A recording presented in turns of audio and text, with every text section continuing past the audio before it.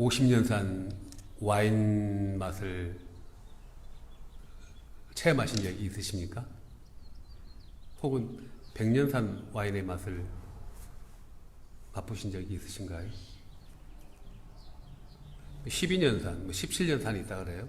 그리고 20년산, 50년산, 100년산이 있다 그래요.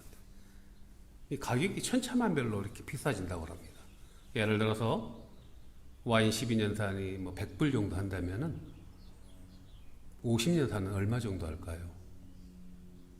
아마 한 2,000불 정도? 그렇다고 해요. 근데 그 50년산 와인을 마셔본 사람들이 하는 말이 그 맛을 형용할 수가 없답니다. 언어로 표현할 수가 없대요. 넘어가는 그 부드러움, 그리고 향기로움. 우리 알테시아 장로교회 교우들의 가정에, 오늘 페이스북을 통해서 예배하는 형제들의 가정에 100년산 포도주 맛을 즐길 수 있는 품격 있는 풍요로운 삶이 되시기를 주님의 이름으로 축복합니다. 먼저 기도로 시작하겠습니다. 아버지 하나님, 오늘 말씀을 선포할 때 성령 하나님께서 주장하여 주시옵소서. 오직 하나님의 말씀만 선포하게 하여 주시옵소서. 듣는 우리들의 마음이 억토의 밭이 되게 하여 주시옵소서.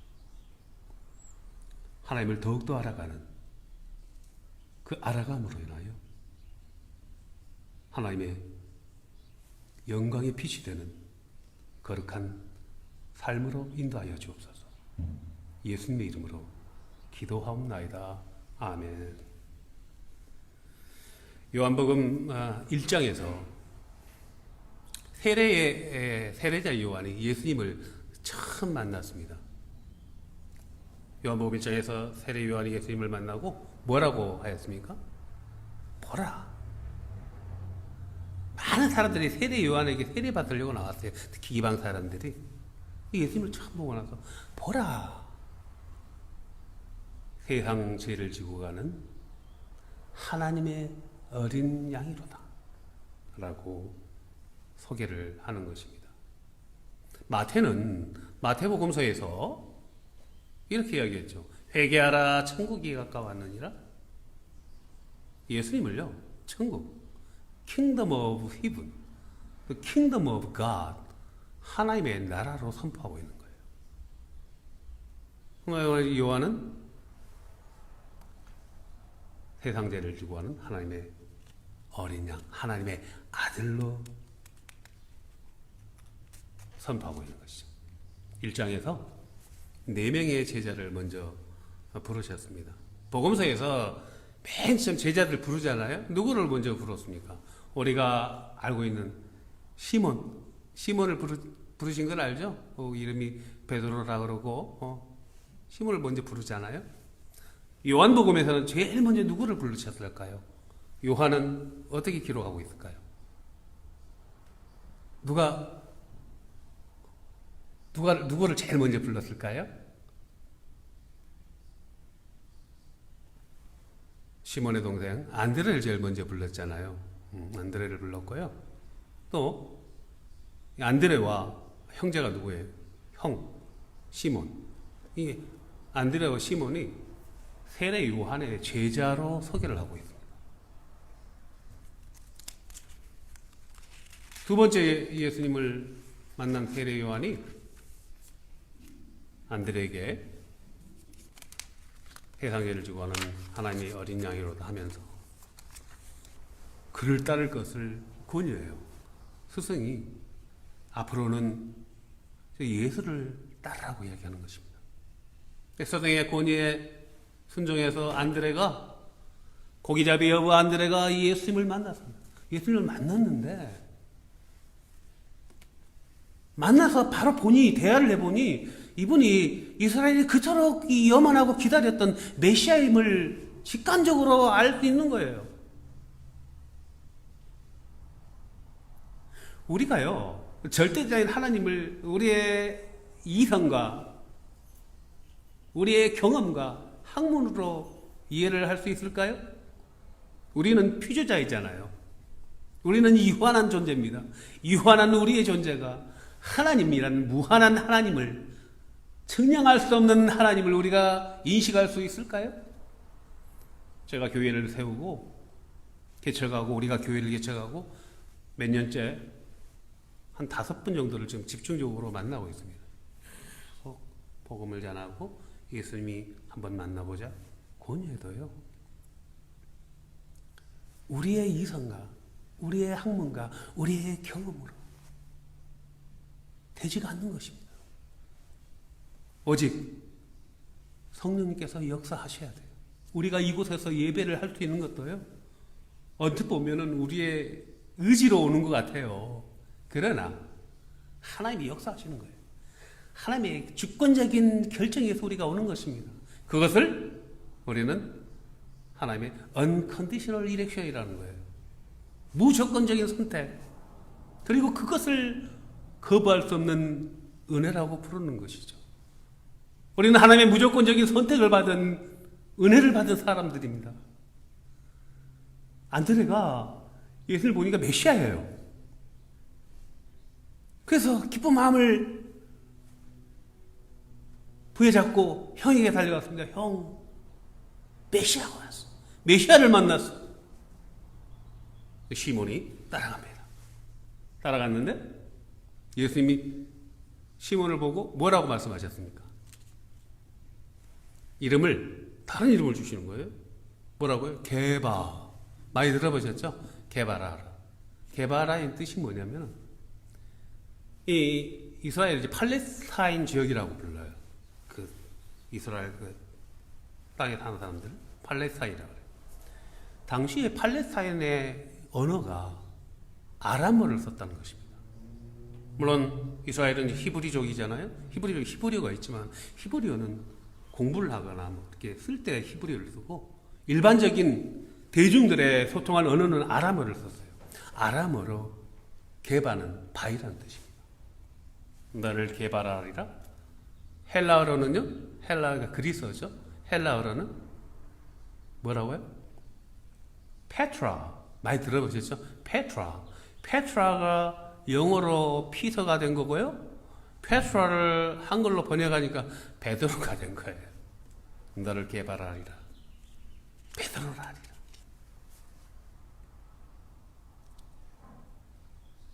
그리고 예수님이 2명의 이제 제자를 먼저 부르시고 갈릴리 지역 내륙 쪽으로 나가시다가 누구를 만났습니까? 빌립을 만났잖아요. 빌립이 예수님을 만나보니까 메시아예요. 하나님이 선택하시면은요, 하나님의 은혜를 주시면은요, 메시아인 걸 알 수 있는 거예요. Son of God, 하나님이신 걸 알 수 있는 거예요. 빌립이 흥분했습니다. 가장 친한 친구, 베스트 프렌드를 찾아갔어요. 누구예요? 나다나엘을 찾아갔어요. 야, 친구야, 메시아가 오셨어. 근데 그분이 어디서 오셨는데? 나사렛에서 하시는, 나사렛 출신인 예수님이 그분이 메시아야. 나다나엘이 뭐라고 그랬어요? 조롱하면서, 야, 나사렛에서 무슨 인물이 나나? 나사렛에 무슨 선한 것이 나? 나사렛에서 어떤 인물이 날 수가 있겠어? 그 깡촌에서. 보면 될 거 아니에요. 따라갔습니다. 나다나엘이 예수님을 만난 순간 어떻게 됐습니까? 예수님이 나다나엘을 오니까요, 빌립이 너를 부르기 전에 내가 너를 보았다라는 거예요. 어디서요? 무화과 나무 아래에 있는 너를 보았다. 너를 부르기 전에 무화과 나무 아래에서 있는 너를 보았다. 빌립이 그 소리를 듣고 땅바닥에 그냥 엎드러집니다. 에고의 힘이. 내가 너를 보았다. 바로 나다. 빌립이 그 무화과 나무 아래에서 하나님께 기도했거든요. 정한 시간에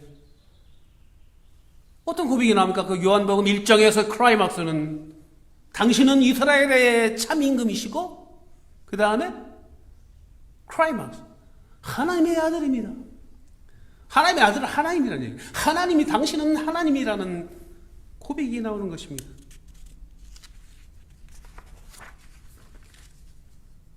우리 주님은요, 이렇게 졸지도 아니하시고 주무시도 아니하시면서 우리를 언제나요 지켜보시고 일거수일투족을 지켜보십니다. 그리고요 마음의 생각과 뜻을 다 헤아리시는 우리 주님이신 것입니다. 4명의 제자를 부르신 예수님이 요한복음 오늘 2장에 들어가면서 나사렛에서 가나는요 북동쪽으로 한 6km 정도 떨어지는 마을이에요. 가나로 발걸음을 옮기는데요. 가나의 혼인잔치가 있어 가는 거예요. 자, 이 요한복음을 쓰는 저자가 누구예요? 요한이잖아요. 요한.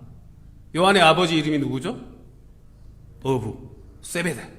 세베대의 아들 야고보와 요한이죠. 그러니까 요한은 이제 4명의 제자와 이 요한도 있었을 거예요. 그럼 야고보가 당연히 따라갔을 거죠.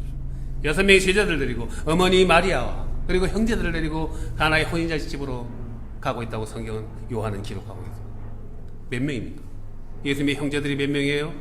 마태복음 13장 10불인 비유 보면은 10불인 비유 맨 하반절에 예수님의 가족들 이름이 나와요.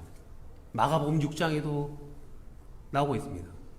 선지자가 고향에서는 환영받지 못한다고 하는 그런 말씀이 나오면서 야고보, 요한, 유다, 시몬 예수님 형제들 이름이에요. 비슷비슷해요 다. 그리고 자매들 2명 이상이 되는 거예요. 예수님 포함해서 7명, 어머니 마리아까지 8명, 제자들 6명까지 한 14명 정도가 가나의 혼인잔치 집으로 가는 것입니다. 동서고금을 막론하고 원래는 인류 행사 중 가장 경사스러운 날이지 않습니까? 이스라엘의 결혼 풍습은요, 신랑이 신부의 집으로 먼저 갑니다. 그리고 신부를 에스코트해서요, 신랑 집에 도착하면 한 저녁 한밤중이 돼요. 그러면은 그때 혼인이식이 시작되는 거예요. 마태복음 25장에 보면은 비유가 나오죠? 열처녀의 비유 들어보셨을 것입니다. 열처녀의 비유가 천국 비유예요. 천국 비유. 5명의 처녀는 한밤중에 신랑이 오면은 청사초롱을 들고 불을 밝히러 마중을 나가야 돼요. 5명의 처녀는 기름을 준비했습니다. 언제 올지 모르니까 넉넉히 기름을 준비해서 5명의 처녀들은, 어리석은 처녀들은, 게으른 처녀들은 기름을 준비하지 못해서 구하러 간 사이에 신랑이 들어오고 혼인잔치집에 문은 닫혔지 않습니까? 문을 두드려도 열리지 않는다. 이게 천국 비유거든요. 이 풍습을 통해서 우리는 이스라엘의 당시 2000년 전의 이스라엘의 결혼 풍습을 알 수가 있는 거예요. 여러분 함진 애비 함 파는 거 기억나세요? 우리들 결혼할 때 우리 이원희 집사님 결혼할 때도 마찬가지고요. 함을 팔았잖아요. 파는 경우도 있고 친구들 중에 한 명이 함을 지고 신부집을 찾아가잖아요. 밤중에 함 파세요 이렇게 하면은 신부들이 이제 신부 측에서 이제 마중 나오잖아요. 그럼 직구준 친구들이 한 걸음 신부집으로 갈 때마다 돈을 놔야 돼. 꽃값을 놔야지 그걸 밟고 가지 않습니까? 옥신각신하는 그런 풍속이 있었습니다. 우리나라의 결혼 풍습하고 아마 유사했던 것 같습니다. 어렸을 때 제가 우리 할머니, 친할머니 손을 잡고 전라도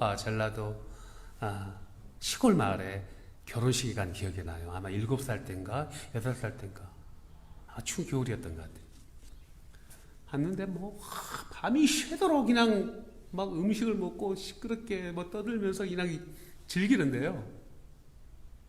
그때 이런 이야기가 있었습니다. 혼인잔치 빚을 갚는데 3년이 걸린다고. 우리 당시에 제가 한 50 몇 년 전 이야기죠. 그 당시에 한국의 농촌의 분위기 그랬어요. 그렇게 혼인잔치를 귀하게 여긴 거예요. 인생의 가장 큰 행사였던 것이죠. 예, 이었고 혼인 예식이 끝났습니다. 혼인 예식이 끝나면 어떻게 해요? 피로연이 이제 시작되잖아요. 잔치가 시작되는 것입니다. 능숙한 사회자를 불렀습니다. 연회장을 불렀어요. 능숙한 사회자의 인도에 따라서 잔치는 흥겹게 진행되고 있습니다. 흥겹게 분위기가 무르익어가고 있습니다. 너무나 축복받은 그 결혼식입니다. 그런데요, 문제가 생긴 거예요. 사람들이 너무 많이 몰린 모양이에요. 예수님만 해도 일행이 한 14명 되잖아요. 너무 많이 모이는 거야. 포도주가 동이 났다는 것입니다. 잔치집에, 한국에 예를 들어서 잔치집에 그 당시에 막걸리가 대표적인 거잖아요. 동이 나면 어떻게 됩니까? 분위기가 그냥 파장이잖아요. 이제 본격적으로 피로연이 되는데 포도주가 동이 났다는 거예요. 어머니 마리아는요, 아마 친척 결혼식이었을 거예요. 부엌에서 음식을 도와주느라고 정신이 없어요. 그런데 제일 먼저 포도주가 떨어진 사실을 안 거예요, 어머니가. 큰일 났습니다. 포도주가 떨어졌으니.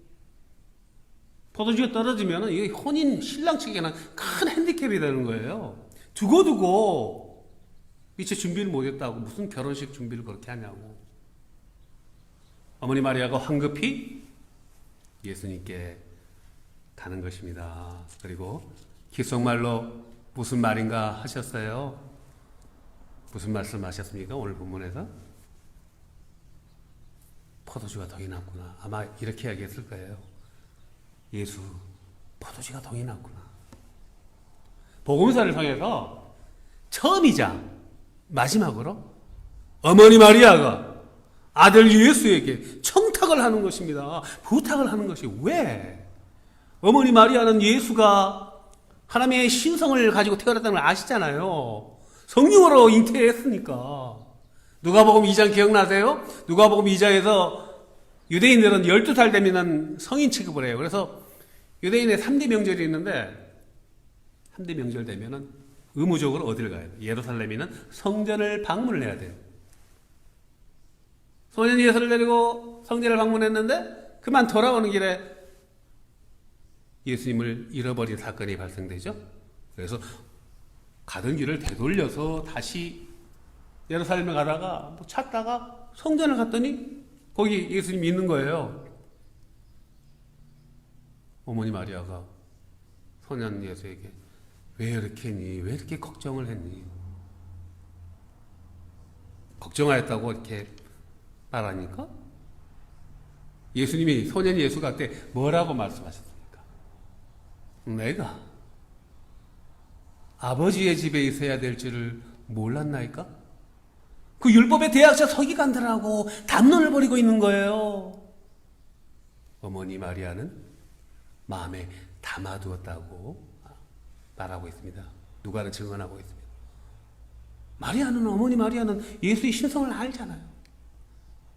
근데 최초로 이 결혼식이 너무나 중요한 공동체의 예식이거든요. 포도주가 동이 난 거예요. 그랬더니 예수님의 반응이 너무나 뜻밖입니다. 요한복음 2장 4절에서 뭐라고 반응하시는가요?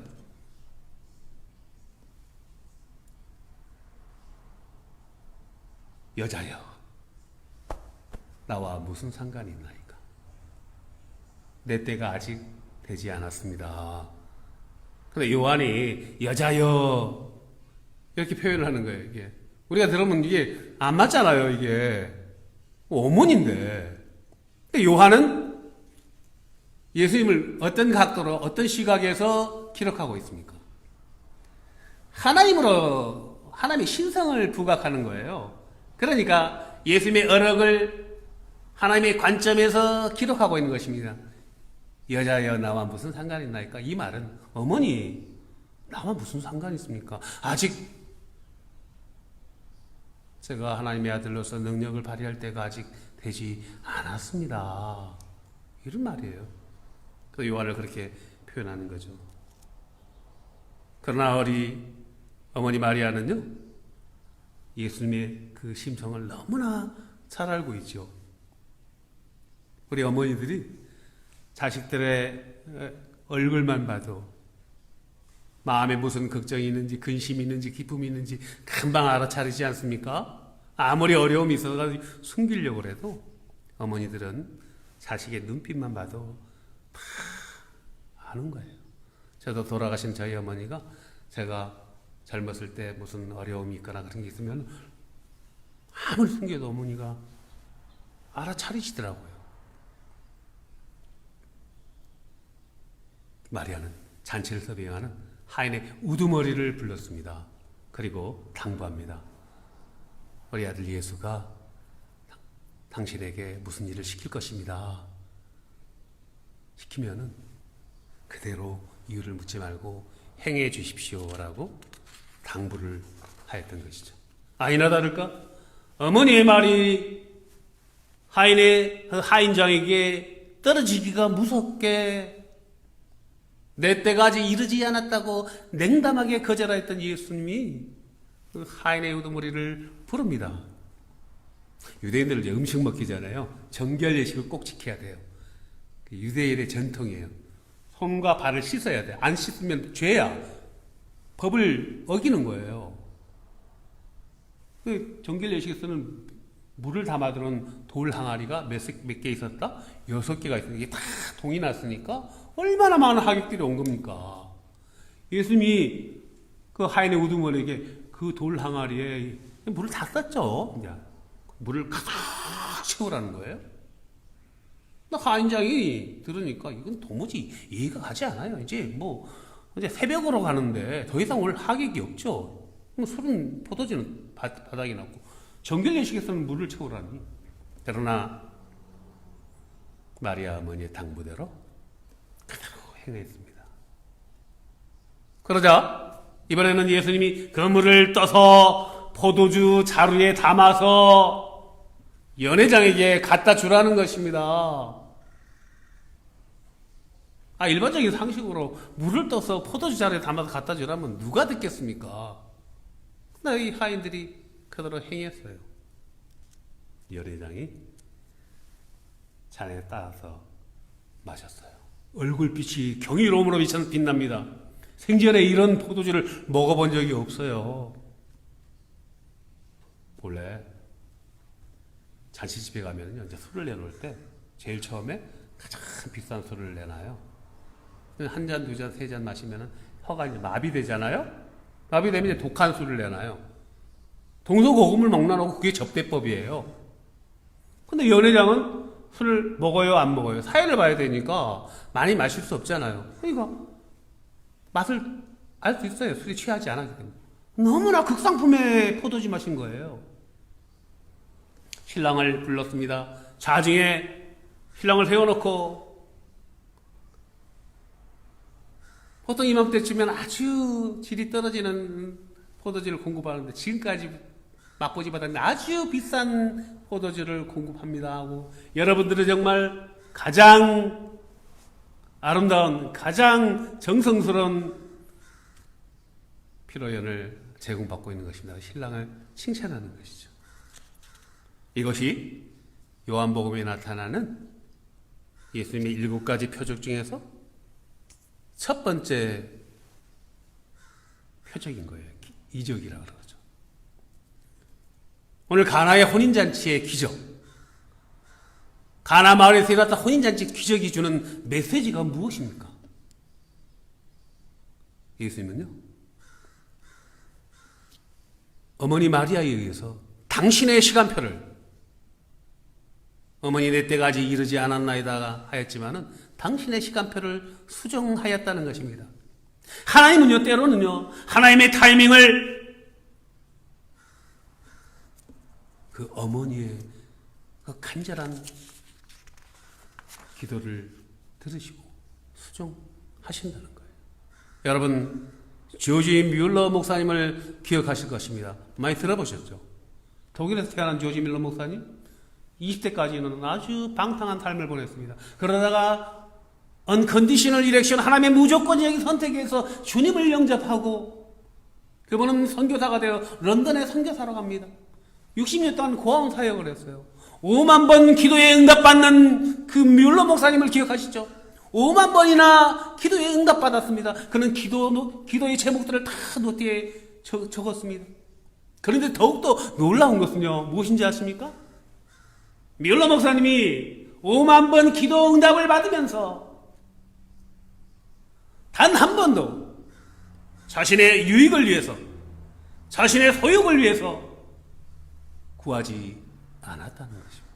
구하를 위해서, 고아들의 입을 것과 필요한 것들을 위해서, 나그네, 떠들이, 과부를 위해서, 병든 자, 헐벗은 자를 위해서 간구하고 기도했다는 것입니다. 그 수많은 고아원들을 위해서 날마다 그 양식이 얼마나 필요하겠어요. 뮬러 목사님은요, 주님이 가르쳐 주신 대로 내 이웃을 내 몸과 같이 사랑하라는 그 큰 계명대로 구하였던 거예요. 우리 주님이 우리에게 기도의 방법을 가르쳐 주셨습니다. 마태복음 6장 33절에서 너희는 먼저 그의 나라와 그의 의를 구하라고 말씀하셨어요. 그리고 나서 마태복음 7장에서 구하라, 찾으라, 두드리라는 것입니다. 하나님의 나라와 하나님의 의를 구하고 찾고 두드리라는 것입니다. 그래야면 이 모든 것들을 더하여 주시리라. will these, all these given to you. 이 모든 것을 다 미리 주셨어요. 어카운트 있어요. 그런데 우리가 그것을 잘못 해석하고 우리의 소욕을 백날 구하면 주시냐고요. 그것이 우리의 족쇄가 되는데,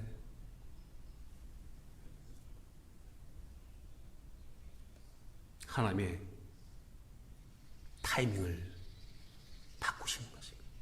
공동체를 위해 기도하는 저와 여러분이 되시기를, 하나님의 나라와 의를 먼저 구하는 저와 여러분이 되시기를 주님의 이름으로 축복합니다. 두 번째, 주님의 말씀에 순종할 때 무엇이 일어났어요? 혼인잔치에 물이 포도주가 되는 기적이 일어난 거예요. 주님이 이제까지 다 하지 않아요. 주님의 말씀에, 예수님의 말씀에 순종할 때 기적이 일어난다는 사실을 여러분 알아야 됩니다. 오병의 기적이 어떻게 일어납니까? 어린아이가 도시락 물고기 2마리와 조그만 보리떡 5개를 드렸을 때 예수님이 기도하시고 축사하면 떼주니까 계속 나오잖아요. 반응에 의해서 예수님은 항상 기적을 행하시는 거예요.